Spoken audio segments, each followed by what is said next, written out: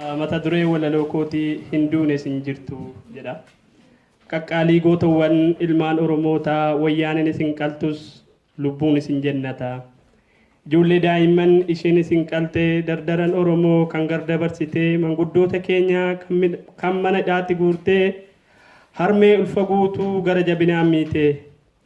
Barataa harka duwwaa boombii baatu jettee qalamaaf dabtara harkarraa isin buuftee oduu dharaatiin kan isin dhorkite oduu dharaatiin kan isin yakkite yakka hin dalaganitti kan isin dararte mana hidhaa keessatti lubbuun keessan dabarte nuuf jirtu har'allee isin hin duutanii sabni tasan du'u kana habeekanii sabni tasan du'u kana habeekanii.